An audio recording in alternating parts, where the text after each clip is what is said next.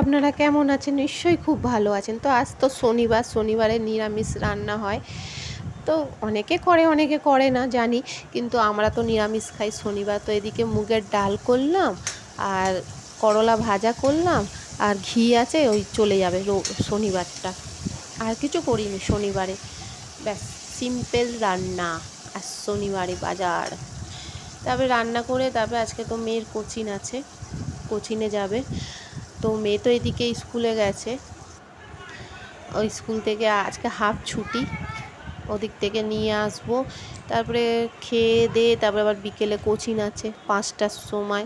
আর এটা হচ্ছে ফেরার পথে আমাদের এখানে আর একটা নতুন মন্দির হয়েছে আজকে, দেখলাম মন্দিরটা খুলেছে। তো অতটা আমি যাইনি, অল্পই আমি মোটামুটি দেখাতে পারলাম।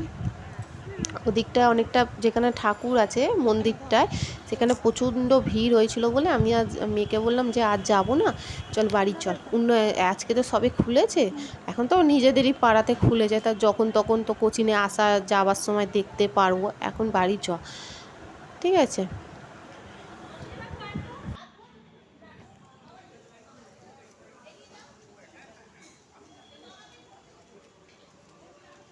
তো এই মন্দিরটা তো কমপ্লিট আপনাদেরকে দেখাতে পারলাম না, অন্য সময় একদিন দেখাবো কোন। তো তারপরে দেখছি পরেশনাথটাও খোলা আছে, তাই মেয়ে বললো চলো মা, পরেশনাথ যখন খোলা আছে ভিতরে যে একটু বসি। আমি ঠিক আছে চ, পরেশনাথে যে এবার একটু বসবো। তো তখন কিন্তু 8:30 বাজে পরেশনাথ, এমনি সময় আমাদের পরেশনাথ এত অবধি খোলা থাকে না, 3টের সময় পরেশনাথ খোলে আর 7টার মধ্যেই পরেশনাথ বন্ধ হয়ে যায়। তো আজকে দেখছি 8:30 বেজে গেছে পরেশনাথ খোলা। তো আমি বললাম কিছু হয়তো আছে ভিতরে অনুষ্ঠান, দেখছি লাইটও জ্বলছে, লাইটও লাগানো, এগুলো কিন্তু লাগানো থাকে না অন্য সময়। তো যখন পুজো হয় তখনই লাগানো, রাস পুজোর সময় হয়, অনেক লাইট লাগায়। তো আজকে ভাবলাম কী আছে, তো দেখি যাই, একটু ভিতরে যাই, অনেকেই আছে। মেয়ে বললো চলো বসি, তো দুজনে মিলে একটু বসলাম, ঠান্ডা ঠান্ডা হাওয়া খেলাম, ফুরফুর হাওয়া দিচ্ছে গাছপালার, এই আর কি, বেশ ভালোও লাগছে। আর এমনি সময় তো আসা হয় না, আর এখন খুবই কমই আসি বলতে গেলে পরেশনাথে, সামনে পরেশনাথ বলে অত আর আসতে পারি না। সামনে পরেশনাথ বলে কি সবসময় পরেশনাথের ভিডিও করবো, তাই না? তাই যখন ইচ্ছা হয় করি, আর যখন ইচ্ছা ওই পাশে আরেকটা প্রশ্ন, কোমরটা ব্যথা করছে।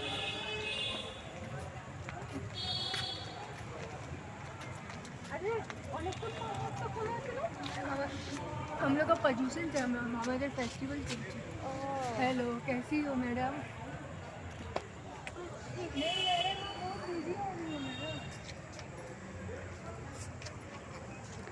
আরে কতবার খাবে,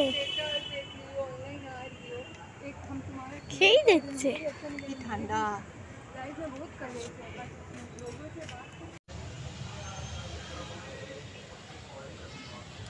मैं कहाँ हूँ, मैं इधर हूँ। মেয়েকে কোচিং থেকে নিয়ে এসে পড়াশোনাতে এসে বসে পড়েছি। এতক্ষণ খোলা থাকে না, এখন বাজে 8:30, 7টার মধ্যেই পড়াশোনা বন্ধ হয়ে যায়।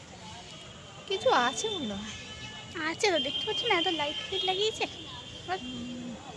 একটু বসি তারপরে যাব, বেশ হাওয়া দিচ্ছে, প্রচণ্ড সুন্দর, পাতাগুলো নড়ছে, ভালো লাগছে। তারপরে একটা স্প্রাইট কিনেছি, খাচ্ছি, একটু বসে আছি, ভালো লাগছে। এখন হাজবেন্ড আসতে তো দেরি আছে, আজকে তো শনিবার একটু লেটই হয় আসতে, আস্তে আস্তে 10টা বেজে যাবে। আর রাত্রিরে করে এসছি, মেয়েকে কোচিংয়ে দিয়ে আমি যে সয়াবিন আলুর তরকারি আর পরোটা করলাম, হয়ে গেছে, যে খালি খাবো। এখন খাবার কোথায়, এখন যে চা করতে হবে, হাজবেন্ড আসবে, চা করব, খাবো, তারপর খেতে খেতে অনেক লেট। আমি কানের পড়িনি, রান্না করতে করতে চলে এসেছি না। বিকেলবেলা চা নিয়ে বসে বললাম, আমি দুধ চা, আমার হাজবেন্ডকে চিড়ে ভাজা দিয়ে দিলাম বাদাম দিয়া, ওইদিকে ও চা খাচ্ছে, আর আমি এদিকে, আমাকে এরকম করে চা খেতে ভালো লাগে, চিড়ে ভাজা নাইটির মধ্যে নিয়ে নিয়েছি। কে এরকম খায় কমেন্টে জানাবেন, দেখেছো? আমাকে এরকম খেতে ভালো, আমার হাজব্যান্ড খুব রেগে যায় এরকম খেলে, কিন্তু আমার তো খুব ভালো লাগে খেতে। না, নাইটির মধ্যে চিড়ে ভাজা নিয়ে খাই। তো কি আছে, আমার হাজব্যান্ড আমাকে উল্টো পাল্টা বলছে, কে এরকম খায় বলো তো। তো ওইবেলা তো ডাল আর করলা ভাজা করেছিলাম, তো আবার সয়াবিন আলুর তরকারি করতে হলো আমাকে। তো ওইদিকে সয়াবিন আলুর তরকারি করলাম আর পরোটা করলাম।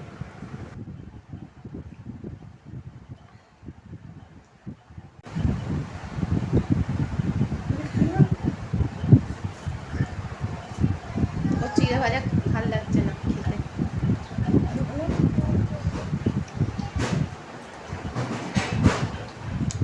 বিকেলে কাজ করলাম, বাসন মেজে, ঘর মুছে, গ্যাস মুছে, তারপরে চান করলাম, চাটা খেয়ে নিই।